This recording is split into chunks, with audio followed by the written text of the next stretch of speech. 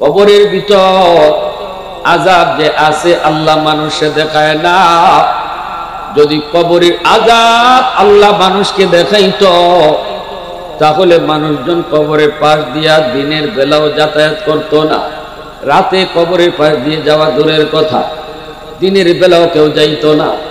কবরের আশেপাশে কেউ বাড়িঘর বানাইতো না। মা মারা গেলে, বাবা মারা গেলে সন্তান মার লাশ নিয়ে কবরে যাইত না। যদি কবরের আযাব মানুষকে আল্লাহ দেখাইতো, এজন্যই মালিক কবরের আযাবটাকে মানুষের চোখের আড়াল করে রাখছেন দুনিয়ার নিজাম ঠিক রাখার জন্য। কিন্তু নবীজি, আল্লাহ নবীকে আল্লাহ পাক অন্তর চোখ দিয়ে দেখায় দিলেন, বন্ধু এই কবরের ভিতরে আযাব হইতেছে। নবীজি দেখতে পেলেন অন্তর চোখে। সাহাবায়ে কেরাম তারা তো কেউ দেখেন নাই, নবীজি দেখছেন। নবীজি এইবার বলতেছেন, সাহাবীরা রে, এই কবরের ভিতরে একটা যুবক আযাব ভোগ করতেছে, আগুনে পুড়তেছে, সাপের কামড় খায়, আর মা মা কয়া চিৎকার করে কান্দে। আমি রহমতের নবী কবরের পাশ দিয়ে চলে যাব, আর কবরের মধ্যে আযাব হবে হয় না। আমি একটু হাত উঠাইব, যুবকের জন্য আল্লাহর কাছে সুপারিশ করব, তোমরা আমার সাথে আমিন আমিন বলবা। সাহাবায়ে কেরাম আল্লাহর নবীর সাথে হাত উঠাইলেন। নবীজি আল্লাহর কাছে দোয়া করে, মালিক তুমি তো আমাকে রহমতের নবী বলেছ, রহমতের নবী কবরের পাশ দিয়ে যাবে আর কবরের ভিতরে আযাব হবে, হয় না মালিক, হয় না। আল্লাহ তোমার কাছে আমি সুপারিশ করি গো মালিক, এই যুবকের আযাবটা তুমি বন্ধ করে দাও। সাহাবায়ে কেরাম তারা আমিন বললেন, কিন্তু যুবকের আযাব বন্ধ হয় না। আবারও নবী হাত বাড়াইলেন, আবারও সাহাবীরা আমিন বললেন, এখনো আযাব বন্ধ হলো না। তিনবার নবী হাত উঠাইছেন রে যুবক, তিনবার নবী হাত উঠাইছেন, আযাব বন্ধ হয় না। নবীজি জানতে চাইলেন, মালিক আমার হাতের দাম বুঝি তোমার দরবারে কমে গেল গো? আল্লাহ আমার হাতের দাম বুঝি তোমার দরবারে কমে গেল? আল্লাহ তখন কই, না বন্ধু, তোমার হাতের দাম কমে নাই, হাতের দাম ঠিকই আছে। আমার রসুলের হাতের দাম আছে না নাই? জোরে কর, আওয়াজ দিয়া বলেন, আছে না নাই? यासीन से मौला ने कभी उनको पुकारा, यासीन से मौला ने कभी उनको पुकारा, हमीम को भी और कभी तासीन इशारा। ये रमज़ है कुछ आशिक माशूक के माबैन, समझा है जिन्हें खल्क़ों में अक्सर मर कौनैन, समझा है जिन्हें खल्क़ों में अक्सर मर कौनैन। আলী রাদিয়াল্লাহু তাআলা আনহু উরাতে নবীজি একটু বিশ্রাম নিলেন। নবী বলেন, আলী একটু বিশ্রাম নিব, তোমার উরাতে মাথা রেখে। আলী নবীকে একটু উরাতে দিয়ে দিলেন। নবীজি মাথাটা রাখলেন। আলী আসরের নামাজ পড়েন নাই, মনে মনে ভাবতেছেন নবীজি বিশ্রাম থেকে উঠলে পরে আসরের নামাজটা পড়ব। কিন্তু নবীজির চোখ লেগে গেল, নবীজির চোখ লেগে গেল। এইদিকে আলীর আসরের নামাজ কাজা হয়ে যাইতেছে, সূর্য লাল হয়ে গেল, কিছুক্ষণ পরেই সূর্য ডুবে যাবে। আলী পেরেশান হয়ে যাচ্ছেন, হায় আমার আসরের নামাজ কাজা হয়ে যাচ্ছে, নবীজি আমার উরাতে ঘুমাইতেছেন, এখন যদি নামাজ আমার আদায় করতে হয়, নবীর ঘুম ভাঙ্গাইতে হবে, কি করব আমি? নবীর ঘুম ভাঙ্গাবো নাকি নামাজ কাজা হবে? আলী মনে মনে সিদ্ধান্ত নেয়, না আমার নামাজ কাজা হয়ে যায়, যাক পরে পরে নিব, কাজা করব, তবু দুজাহানের বাদশার ঘুম ভাঙ্গাবো না। একজন সুবহানাল্লাহ কইতেন না?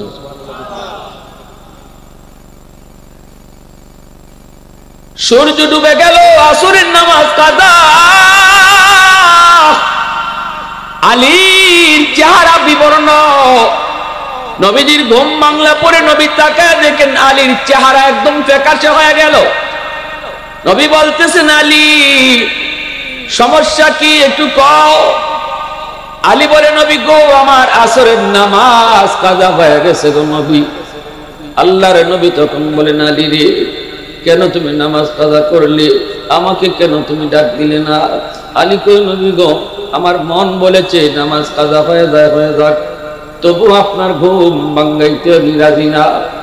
এই কথা বলতেই নবীজি হাত উঠে দিছে আল্লাহর দরবারে। হাত উঠে নবী কই মালিক রদ্দে শামস নামক কিতাবের ভিতরে লিখেন, আমার নবী দুটা হাত যখন বাড়ায় দেয় আল্লাহ আমার আলীর নামাজ কাজা হয়েছে নিজের দোষে না, তোমার বন্ধুর আরামের জন্য তার নামাজ কাজা হয়েছে। এই বন্ধু দুইটা হাত তোমার দরবারে উঠে দিছে মালিক, আমি আসরের নামাজ আলীর কাজা হতে দেব না, আলী টাইম মতো নামাজ পড়তে হবে। তোমার ডুবন্ত সূর্য আবার তুমি আকাশে উঠাও। আরো জোরে কও না সুবহানাল্লাহ। ডুবন্ত সূর্য আবার আকাশে উঠাও, আমার আলী যেন টাইম মতো নামাজ আদায় করতে পারে। দিনের নবী মায়ের নবীর হাত উপরে থাকতে থাকতে ডুবন্ত সূর্য আল্লাহ আবার আকাশে উঠায় দিছেন।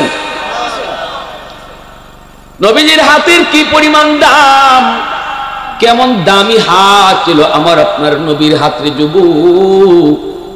ওই নবী তিনবার হাত উঠাইছে যুবকের জন্য, কবরের আযাব বন্ধ হয়।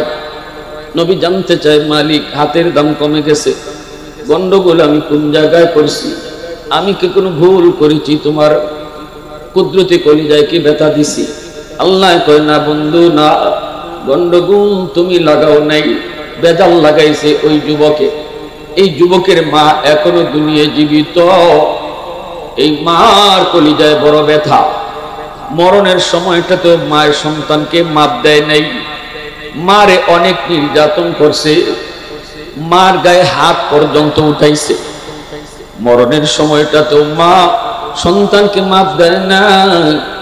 এজন্য আমি আল্লাহ সিদ্ধান্ত নিয়েছি যতক্ষণ পর্যন্ত তার মা তারে মাফ না দিবে আমি আল্লাহ তার আযাব বন্ধ করব না।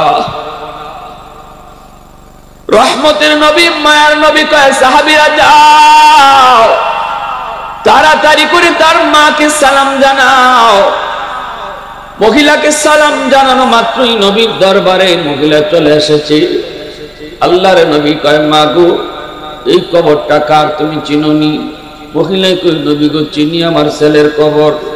নবী বলতেছে তোমার ছেলে নাকি তোমারে ভীষণ কষ্ট দিয়েছে, এজন্য কবরের মধ্যে আযাব ভোগ করতেছে। আল্লাহ আমাকে অন্তর চোখে দেখাইছে গো মা, আমি তিনবার তার জন্য হাত উঠাইছি, সুপারিশ করেছি, সাহাবীরাও আমিন কইছে, তবুও তার আযাব বন্ধ হয় না। শেষমেশ আল্লাহ আমাকে জানাই দিছে যতক্ষণ পর্যন্ত তুমি মা তাকে মাফ না করবা ততক্ষণ আল্লাহ তার আযাব বন্ধ করবে না। মা আমি নবী সুপারিশ করলাম 10 মাস 10 দিন যে সন্তান রে তুমি পেটে নিছো গো মা, এই সন্তানটার প্রতি একটু মায়া করো।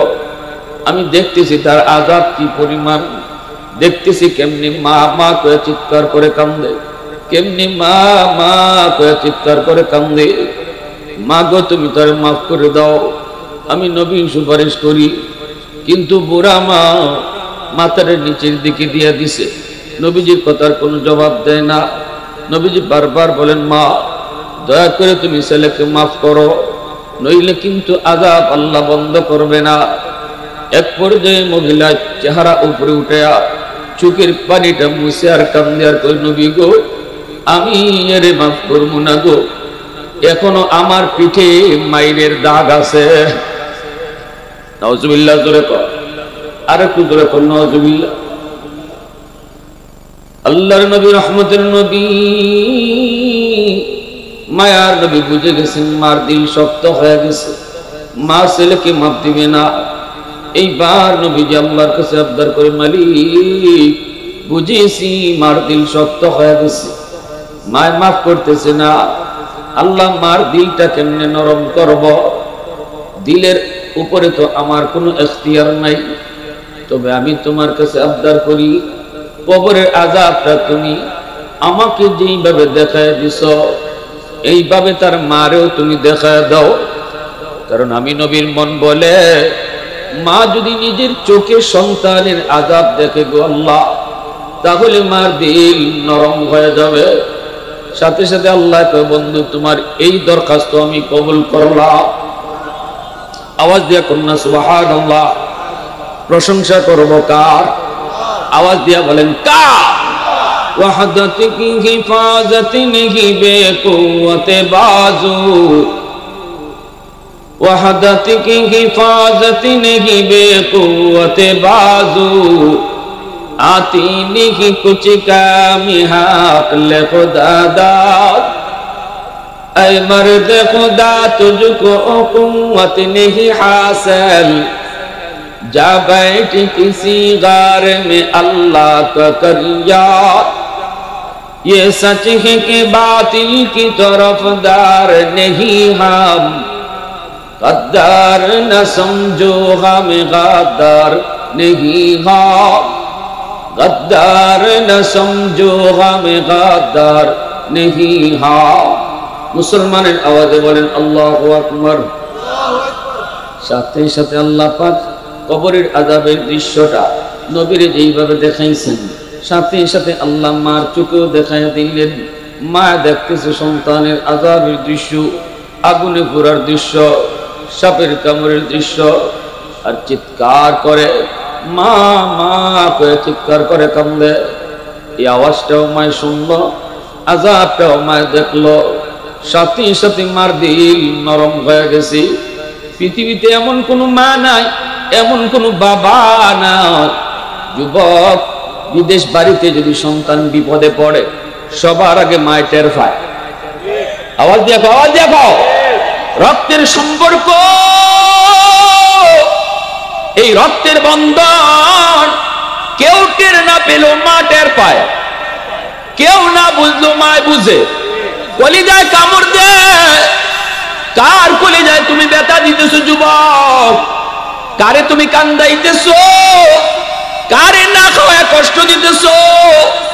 মনে রাখবা, আমার নবী বলেছেন, মা বাবা যদি খুশি থাকে আল্লাহ খুশি হয়ে যায়। রাদার রাব্বি ফি রাদাল ওয়ালিদাইন ওয়া সাখাতুর রাব্বি ফি সাখাতিল ওয়ালিদাইন। আর বাপ মা যদি নারাজ থাকে আল্লাহ নারাজ। মা বাবারে নারাজ করে পৃথিবীতে কেউ আল্লাহকে রাজি করাইতে পারবা না। বাপ মা রাজি থাকলে আল্লাহ রাজি।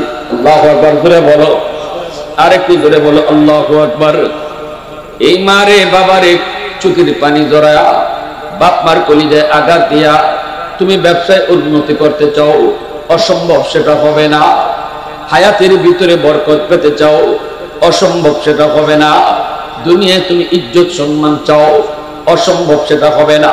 হাকিমুল উম্মত মুজাদ্দিদ মিল্লাত মাওলানা আশরাফ আলী থানভী রাহমাতুল্লাহি আলাইহি বলেছেন, যে সন্তানের পিছনে তার বাপ মার দোয়া থাকবে, এক নাম্বার দুনিয়ার ফায়দা হলো আল্লাহ তার হায়াতের মধ্যে বরকত বাড়ায়া দিবে। দুই নাম্বার ফায়দা তিনি বলেছেন, রিজিকের মধ্যে আল্লাহ বরকত বাড়ায়া দিবে। তিন নাম্বার ফায়দা বলেছেন, দুনিয়াতে আল্লাহ তার ইজ্জতের চেয়ারে বসাইবে।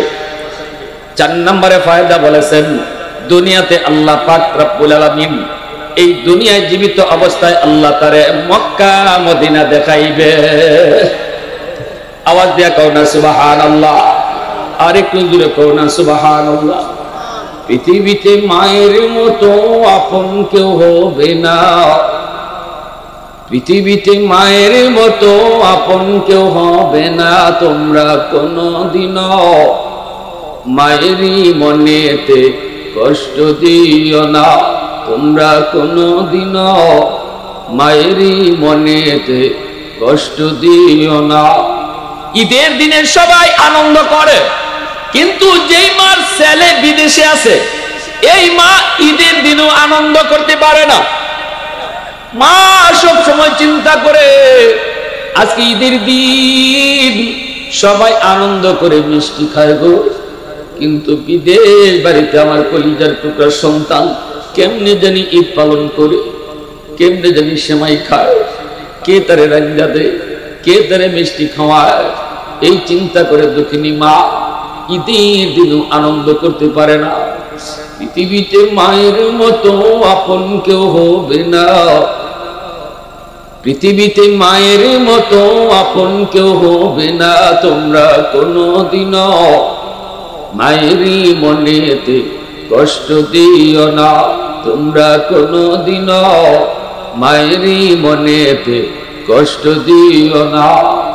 কত পাপী মন আছে মাকে কষ্ট দেয়, মায়ের মনে কষ্ট দিয়ে অভিশাপ নেয়।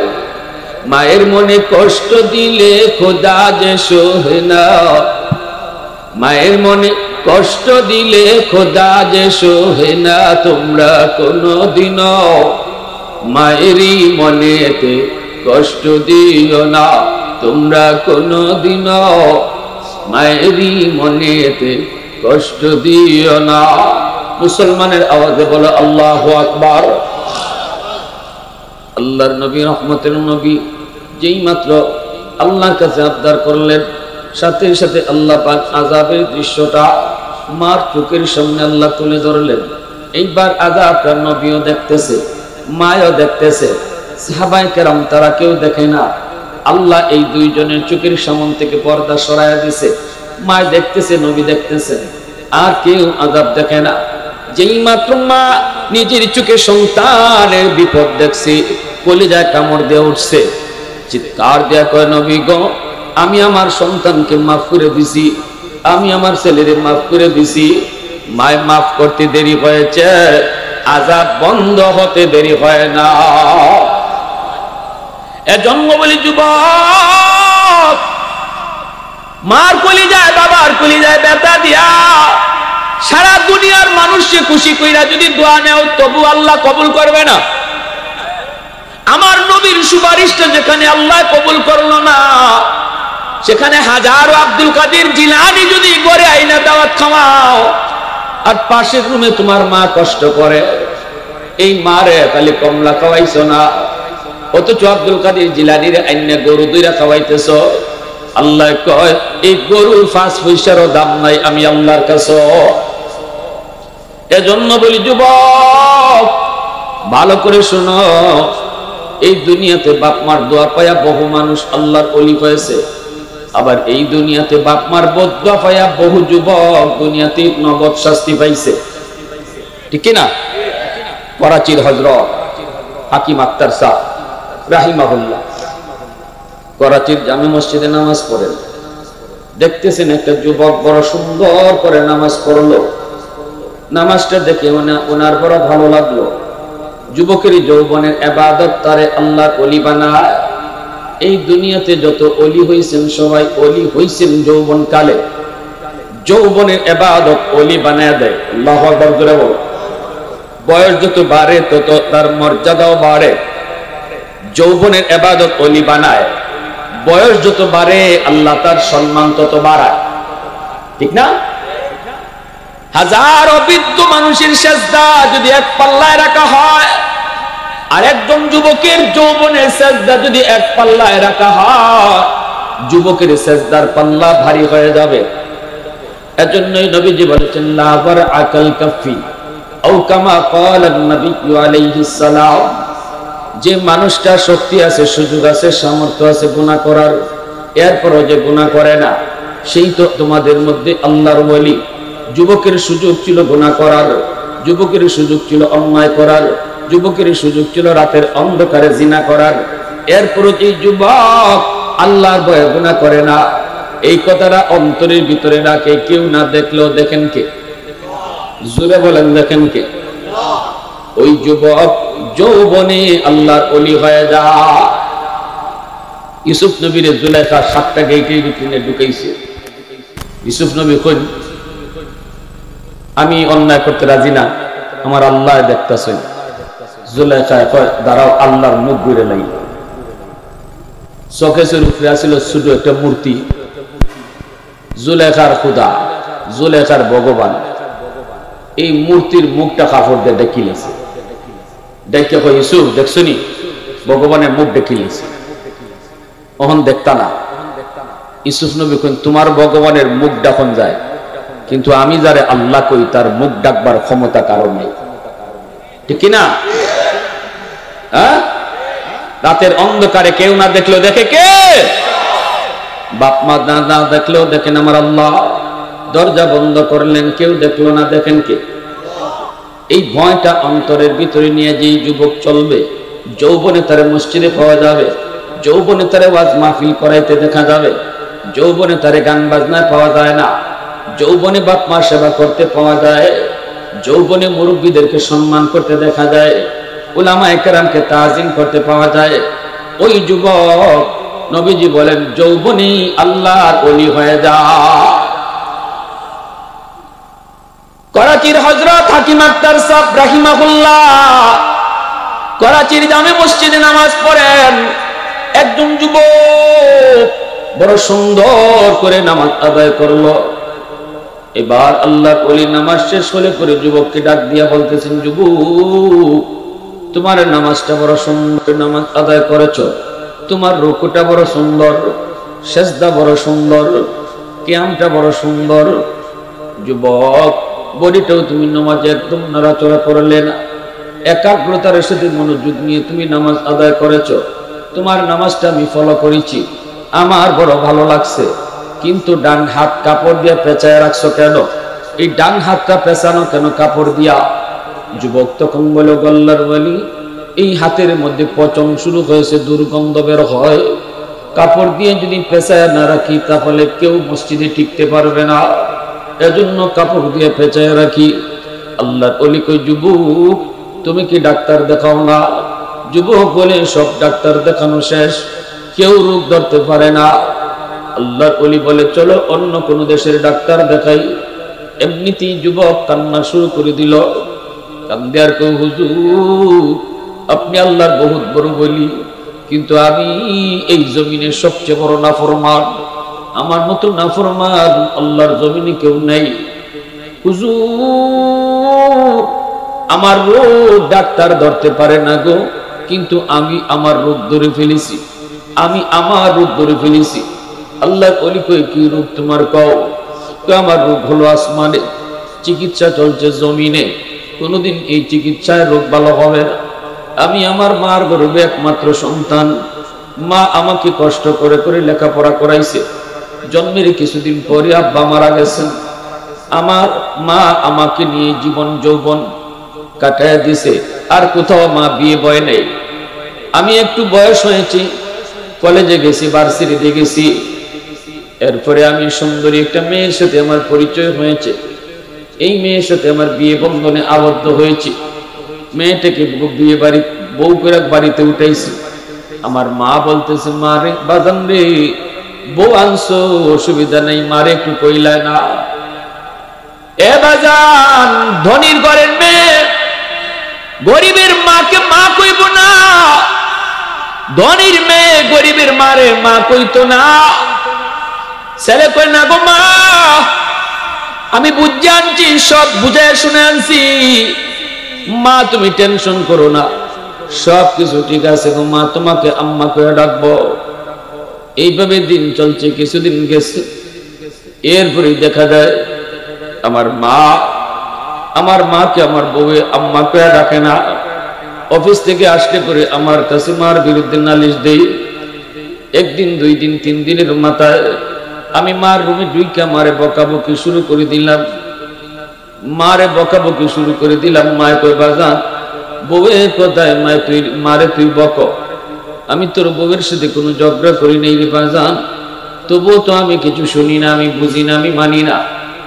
এরপরের দিন আবার যখন বউ আমার কানে মার বিরুদ্ধে নালিশ দেয়, মার রুমে ঢুইকা মারে বকাবকি কইরা আমি নাফরমান মার গায়ে হাত উঠায় ফেলছি।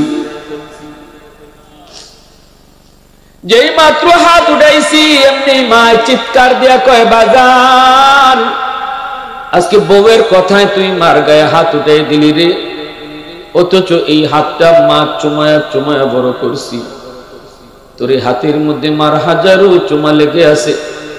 ঠিক আছে, বউয়ের কথায় যখন তুই মারে মারছ, তোর এই হাত যেন আল্লাহ ফসায়া দেয়, তুই যেন আমার জানাজার নামাজ পড়তে না পারো।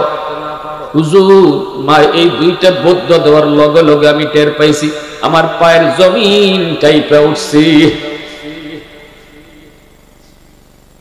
হুজুর বেশ কিছুদিন পর অফিস থেকে বাড়িতে আসলাম, আসার আগেই খবর পাইলাম মা মারা গেছে। বাড়িতে আসবো জানাজায় শরীক হব, কিন্তু রাস্তায় এত সমস্যা ছিল, অন্যদিন এত সমস্যা হয় নাই। পৌঁছতে পৌঁছতে অনেক দেরি হয়ে গেছে। এইদিকে অপেক্ষা করে করে এলাকার মানুষেরা জানাজা পড়ে ফেলছে। আমি আইসা দেখি জানাজা শেষ। আমি বুঝে গেছি মার একটা বদ্ধ কবুল হয়ে গেছে, তুই যেন আমার জানাজা পড়তে না পারস। দ্বিতীয় বদ্ধটা ছিল তোর হাত যেন ফচ্চা যায়। কয়েকদিনের মাথায় দেখতে পেলাম ওই হাত, যে হাত দিয়ে আমার মারছি গো, এই হাতের মধ্যে পচন শুরু হয়েছে, দুর্গন্ধ বের হয়। অ্যান্টিবায়োটিক, হ্যাঁ অ্যান্টিবায়োটিক ডাক্তার দেয়, কিন্তু পচন ভালো হয় না। এই অবস্থায় কি করব? ডাক্তাররা কয় আমরা তো রোগ ধরতে পারি না। আমি বললাম তোমরা রোগ না ধরতে পারলেও আমি ধরে ফেলেছি। হুজুর এই পচন শুধু উপরের দিকে উঠতেছে, দুর্গন্ধ। আমার সুন্দরী বউটা আমারে ফলে বাপের বাড়ি চলে গেছে। এলাকার মানুষেরা আমাকে এলাকা থেকে বের করে দিছে, কই তোর দুর্গন্ধে আমরা থাকতে পারবো না। এখন আমি কাপড় দিয়ে পেঁচায় পেঁচায় রাখি, আর রাস্তায় রাস্তায় ঘুরি, আর মসজিদে মসজিদে কান্দি। যেই মার গায়ে হাত উঠাইছি, যেই বউয়ের কারণে হাত উঠাইছি, সেই বউ আজকে আমার পাশে না, কেউ আমার পাশে নাই। হুজুর আল্লাহ আমারে মাপ দিবেনি। তখনই তিনি কয় নবীর একখান হাদিস শোনাও। রাসূল বলেছেন মান যারা কবরা আবাওয়াইহি ফি কুল্লি জুমাতিন গুফিরা লাহু কুতিবা বাররান। জুম্মার দিন যদি সন্তান বাপ মার কবর জিয়ারত করে, ইচ্ছায় অনিচ্ছায় যদি কষ্ট দিয়েও থাকে, জুম্মার দিনের কবর জিয়ারতের উসিলায় আল্লাহ তারে মাফ করে দিবে।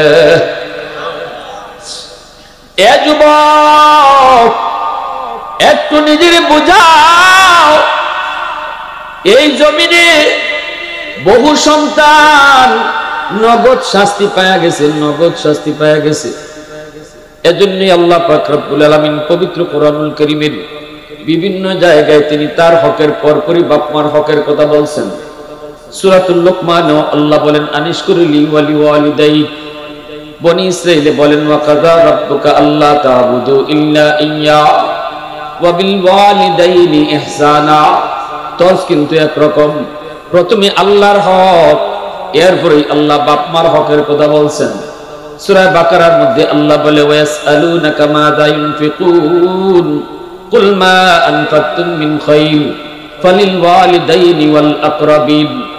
আল্লাহ বলতেছে বন্ধু, মানুষ তোমার কাছে জানতে চায় কোন কোন জায়গায় তার টাকা পয়সা ব্যয় করবে। ও বন্ধু জবাব তুমি দিও না, জবাব আমি আল্লাহ দিতেছি। শোনায় দাও, সবার আগে টাকা আর পয়সা ব্যয় হবে বাপ মার জন্য। সিদ্ধান্তটা কার? হুজুরে বলেন কার? এ যুবক, বেতনের টাকা তোমার পকেটে আসলো, ব্যবসার লাভের টাকা পকেটে আসলো, যে কোনো সুরতে হালাল তরিকায় যখন তোমার পকেটে টাকা আসলো, এই টাকা তুমি খরচ করবা, সবার আগে কোন জায়গায় খরচ করবা? আল্লাহ পাক কয় সবার আগে বাপ মার জন্য। আল্লাহু আকবার জোরে বল। এই টাকাটা খরচ করার আগে তোমার ভাবতে হবে মার কি লাগবে, বাবার কি লাগবে। শীতের কাপড় নাই, মা আগে মারটা শীতের কাপড় কিনো, বাবার শীতের কাপড় নাই, বাবারটা কিনো। নিজেরটাও আল্লাহ কিনতে নিষেধ করছে, সন্তানেরটাও আগে না, বউয়েরটাও আগে না, সবার আগে বাপ মারটা কিনো।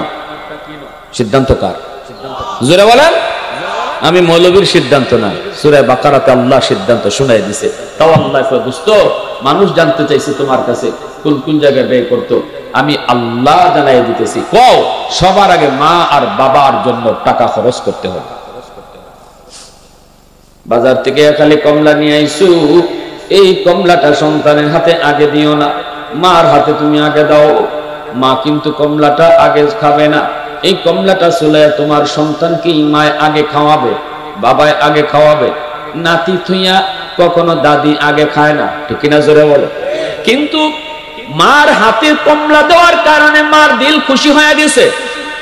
আল্লাহ পাক কইরা দাও রব্বি ফি রাদাল ওয়ালিদাইন, বন্ধু জানায় দাও সে তার মারে খুশি করে নাই, আমি আরশের মালিককে খুশি করে নিছে। বাবার হাতে কমলাটা দিয়ে আমি আল্লাহরে খুশি করে নিছে, কারণ বাবার দিল খুশি তো আমি আল্লাহ খুশি, মার দিল খুশি তো আমি আল্লাহ খুশি। এজন্য বলি যুবক, মারে বাবারে খুশি করতে লক্ষ টাকা খরচ করা লাগে না রে। বোয়াল মাছ খাওয়াইও বাপ মারে খুশি করা লাগে না। মারে বাবারে খুশি করতে মুখ করে আম্মা কয়া ডাক দাও, মুখ ভরে আব্বা কয়া তুমি ডাক দাও, দেখবা বাপ মার দিল খুশি হয়ে গেছে।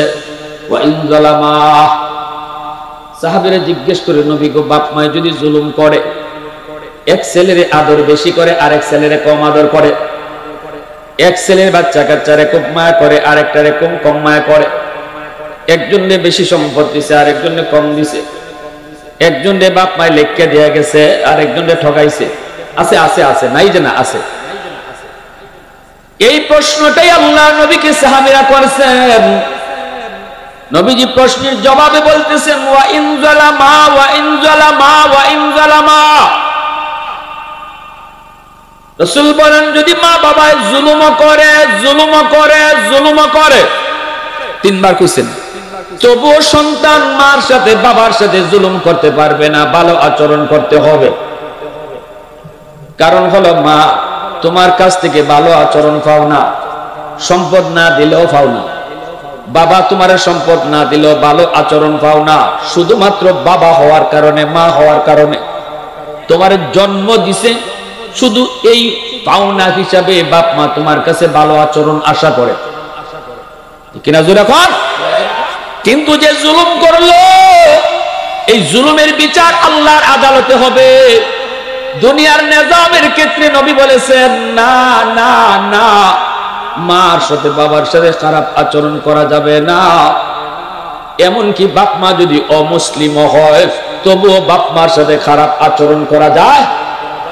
বেনামাজি হইল বাপ মার সাথে খারাপ আচরণ করা যায় না, শুধুমাত্র তিনি আমার বাপ, তিনি আমার মা, তিনি জন্ম দিছে, এই সুবাদে সে আমার কাছ থেকে 100 ভালো আচরণ পাও না। এটা রাসূল বলেছেন দুনিয়ার নিজাম। কিন্তু জুলুম যদি বাপ মায় করে থাকে, বিচার আল্লাহর আদালতে হবে।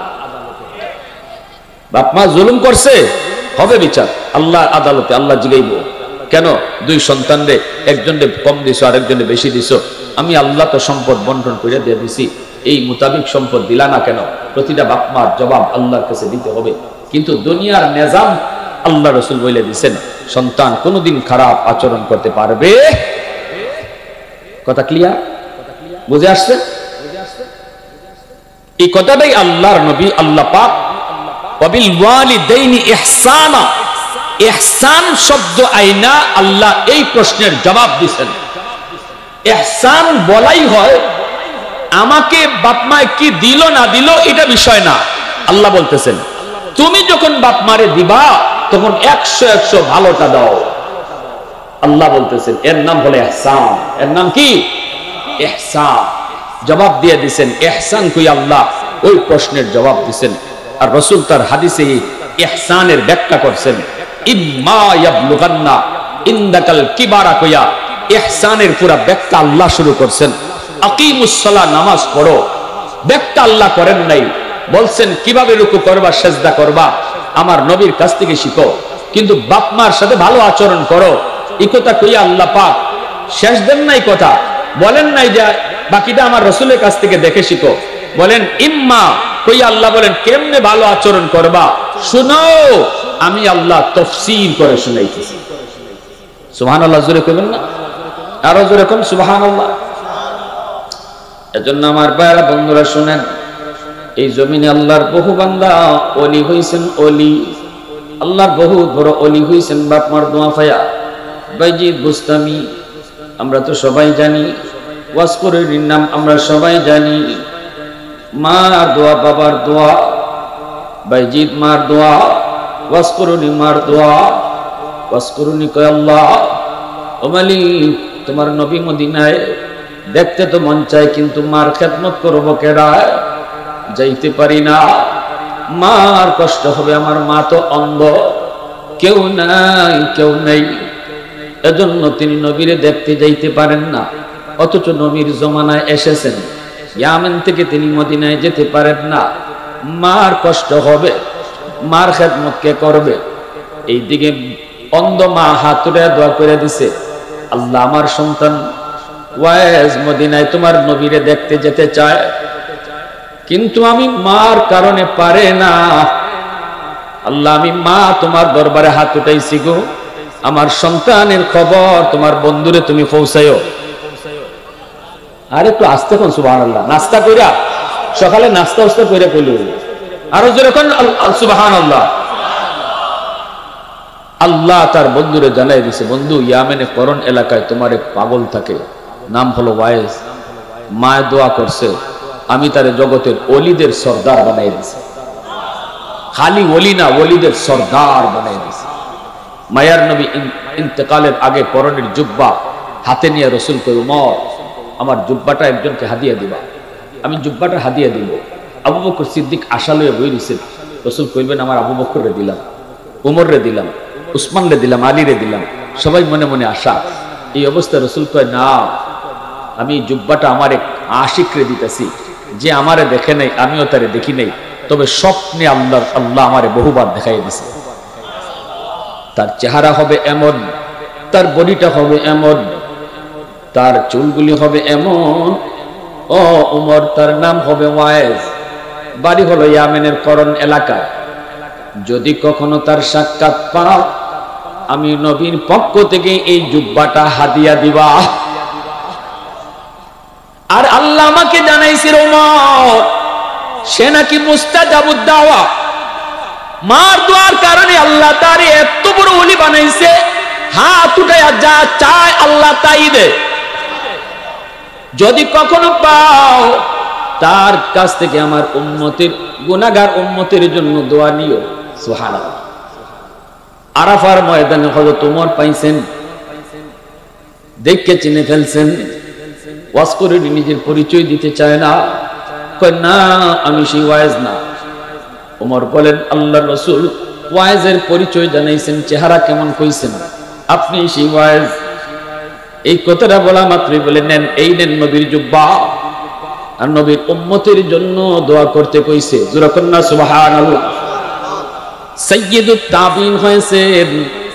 নবীর যুগে আয়েশা নবীরে না দেখায় সাহাবী হতে পারেন নাই, কিন্তু তাবিদের সরদার হইছেন, এত বড় ওলি হইছেন।